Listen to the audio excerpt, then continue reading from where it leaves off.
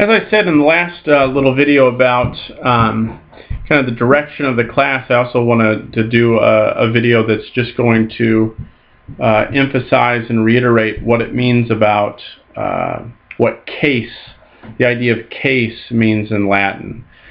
We're learning 5 cases in Latin: nominative, genitive, dative, accusative, ablative. So in our endings for rosa, that's a, I, a in the singular. So rosa, rosai, rosai, rosam, rosa.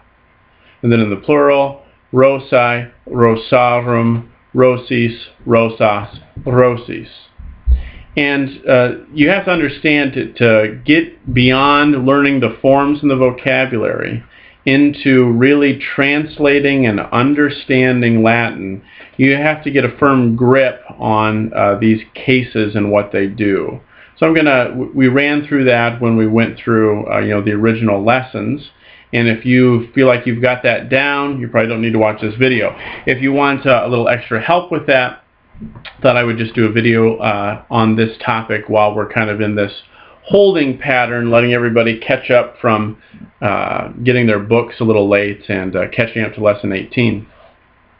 So the nominative case is the case that is the subject of the verb. So in English, for example, you can't say, me go to the store. You have to say, I go to the store. I is the nominative case. And so in Latin, rosa est pulchra. The rose is beautiful. Rosa est pulchra. Okay? And the genitive case, and that's all the nominative case does. It's the subject of the verb. The genitive case in Latin generally can be translated in English with the word of. Okay? So you could say, let's use someone's name. We'll use the Latin name Julia.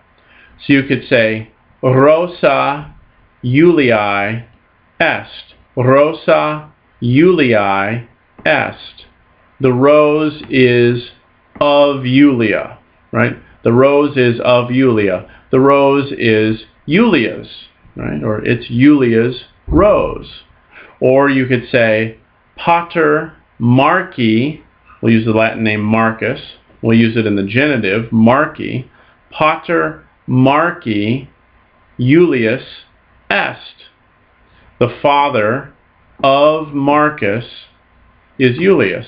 Pater Marci Julius est. So the genitive can generally be translated with the word of.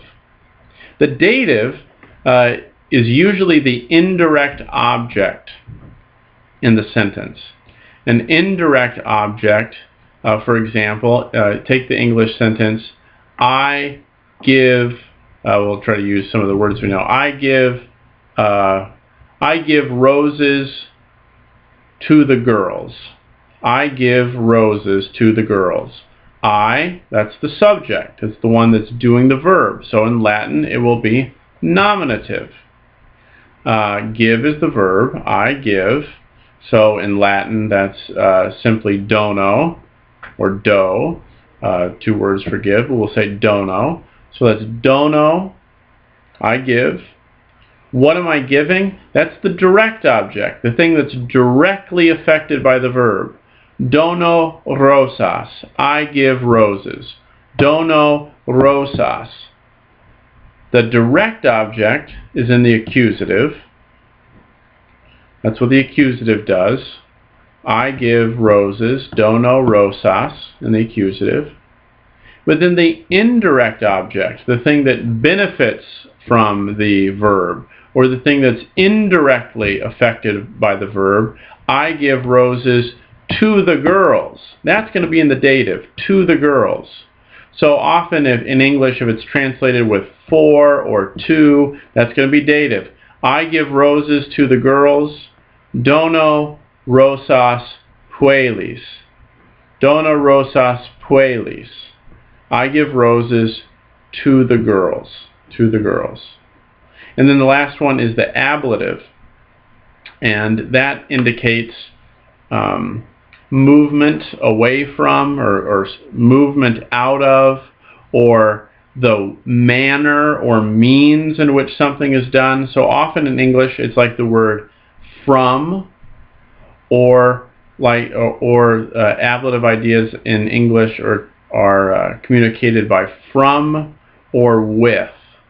So like, I write a letter with a pen. With a pen would be an ablative in Latin. Or I give roses from the garden. I give roses to the girls from the garden. That would be ablative. So Latin for garden is hortus. Can't remember if we've had that word before, but so the ablative would be horto, right? So keep, for now, you can keep it very simple. The subject of the sentence is what the nominative case does. The genitive case you translate with of. The dative case you translate with to or for. The accusative is simply the direct object of the verb, so it won't have any special way to translate it, just like I give roses. Roses is in the accusative. And the ablative you can do with translate with either the word with or from. And if you just learn that much for now about what the cases are doing, your translation work will be a lot easier. So there's just a little a reiteration of what the cases do in Latin. Keep working on those lessons up through lesson 18 in first year Latin, and once we get to about October 15th, we'll decide which fork in the road we're going to take from there, how fast we want to move. Please keep giving me your feedback about how the lessons are going, and of course I'll see, as you take the practice quizzes that are up online. And don't worry about your grades on the quizzes right now. I'm still deciding exactly how I like to use the software for that. So just think of it as a way for now for you to check up on how you're doing, and we'll get some proper grades in the book here once we get to October 15th and get everybody on the same page once again. All right, God bless your week.